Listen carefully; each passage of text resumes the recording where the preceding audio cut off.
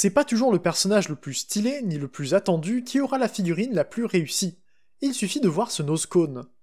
Nosecone est l'un des Technobots, le groupe de 5 Autobots de la fin de la G1 américaine qui se combinent pour former Computron. Le personnage n'est pas spécialement dynamique, et à vrai dire c'est peut-être l'un des personnages les plus lents qui existent dans Transformers. Mais c'est un Technobot donc il compense avec une intelligence assez élevée, ce qui change sa lenteur apparente en un perfectionnisme poussé.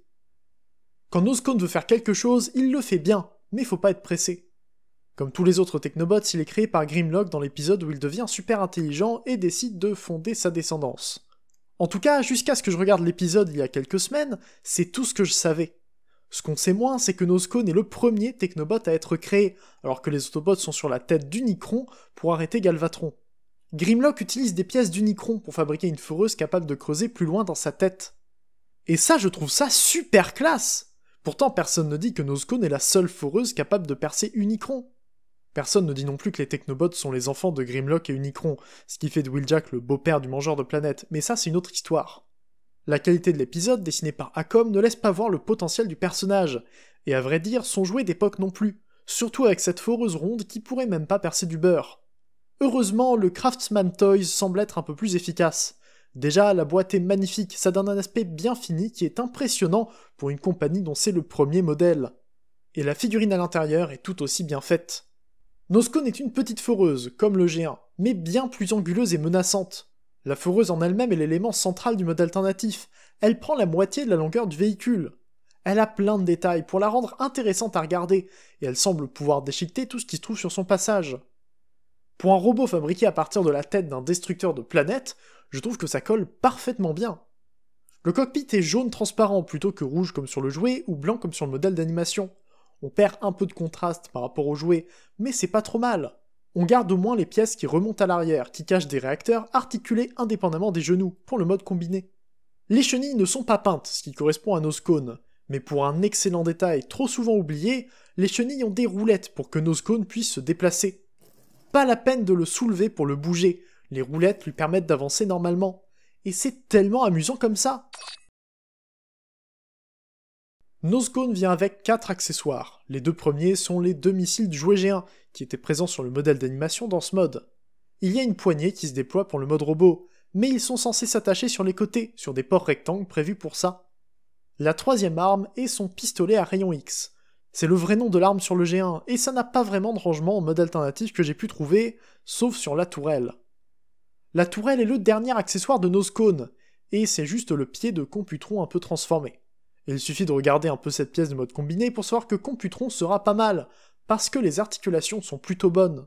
Je parlerai du mode combiné en détail quand je finirai le tour de l'équipe, mais au moins Nosecone portera le poids du Combiner, plutôt qu'un squelette qui enlève l'intérêt des membres individuels pendant la combinaison.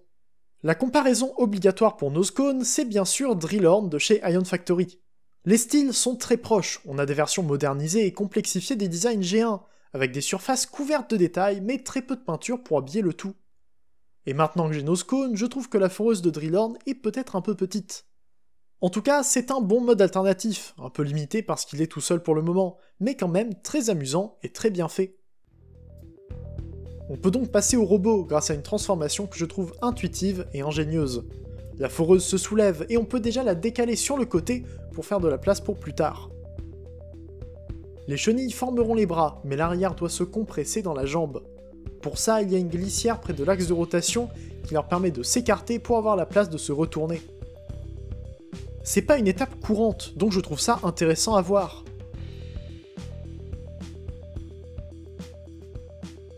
Le cockpit se retourne et quelques étapes difficiles à écrire permettent d'ajuster la tête et la vitre pour former le torse. C'est plus complexe qu'un retournement basique, mais c'est pas non plus infaisable. Et les bras ont droit à quelques rotations pour cacher les chenilles et laisser apparaître les coudes et les mains. Là encore, c'est simple et surtout très amusant en main.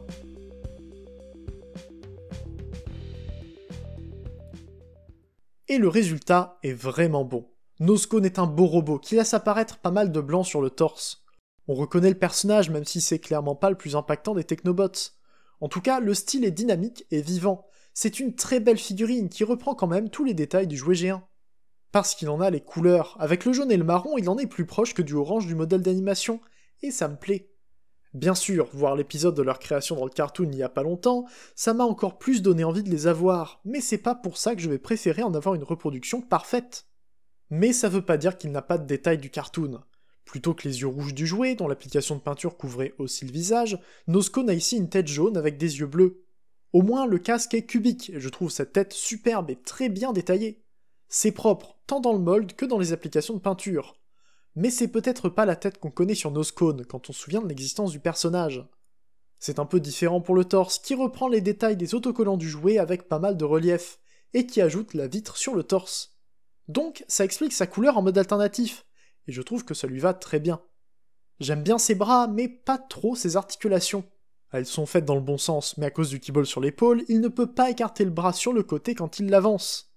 C'est très gênant, et ça aurait pu être réglé avec une gestion différente de la pièce des chenilles. Mais bon, c'est pas censé être le personnage le plus rapide et dynamique non plus, donc ça se comprend. Par contre, ses jambes lui permettent de prendre des poses qui n'ont rien à voir avec le personnage. Elles sont très propres, et elles cachent un peu de keyboard à l'arrière. Malgré un manque d'ab crunch pour plier le torse, on peut quand même bien s'amuser. Il a des doubles genoux et des pieds articulés vers l'intérieur, en plus d'avoir un ball joint à la pointe, ce qui aide encore beaucoup. Alors avec ses armes en plus, c'est encore mieux. Noscone est une super figurine, très bien articulée et qui donne envie de l'avoir en main. Son pistolet est pas mal, et ses missiles peuvent se ranger sous ses bras en plus d'aller dans ses mains. Et il peut même utiliser le pied de Computron pour faire une tourelle, mais on verra une autre utilisation plus tard. Je compare à nouveau Noscone avec Drillhorn. Les deux sont relativement proches niveau format, avec des styles quand même très similaires. Noscone est moins carré, mais les deux veulent améliorer les proportions et casser les formes cubiques des designs G1. Et comme Noscone, il a la foreuse dans le dos. Il faut dire qu'il n'y a pas beaucoup de foreuses dans Transformers. Je pense pas avoir oublié de personnages quand je dis que j'en ai 5 en tout, sans compter les deux versions de Twin Twist. Et à part Zetar, je n'en ai aucun qui utilise la foreuse sur l'avant du robot. C'est quand même dommage pour un élément de design si particulier. Et c'est pour ça que Drillhorn a des foreuses en plus pour remplacer ses mains. Heureusement, Noscone peut faire pareil. La foreuse se détache pour aller sur une main, d'une façon volontaire mais un peu étrange, pour lui donner une arme de mêlée. C'est une bonne idée qui peut être totalement mise de côté si on veut, et qui n'impacte aucun mode. C'est juste une option supplémentaire pour que Noscone puisse creuser des tunnels, même en mode robot. Et avec tout ça, je pense que j'ai pas grand chose de plus à dire sur Noscone. J'adore ce que Craftsman Toys a réussi à faire avec lui, c'est une belle représentation d'un personnage que je pensais ne pas apprécier autant. En plus, c'est une excellente surprise de la part d'une nouvelle compagnie, dont les membres sont sans doute déjà bien expérimentés. J'attends le reste de Computron avec impatience, et d'après les rendus qu'on a pour le moment, je suis certain qu'il me plaira. J'en profite pour dire que j'ai acheté Noscone sur Shozy Store pour environ 35€. C'est le prix d'un membre de la Brest Force d'Iron Factory, pour la moitié des accessoires à côté du robot. Donc, c'est moins rentable. Mais c'est à vous de faire le choix. Comme d'habitude, en utilisant le code LDR Optimus, en haut dans la petite barre de soutien, vous pouvez me soutenir et me permettre de continuer à faire des reviews de produits tiers plus facilement. Le lien est en description si vous voulez le prendre, et je vous remercie pour votre soutien sur le site. Merci également d'avoir suivi la review jusqu'au bout.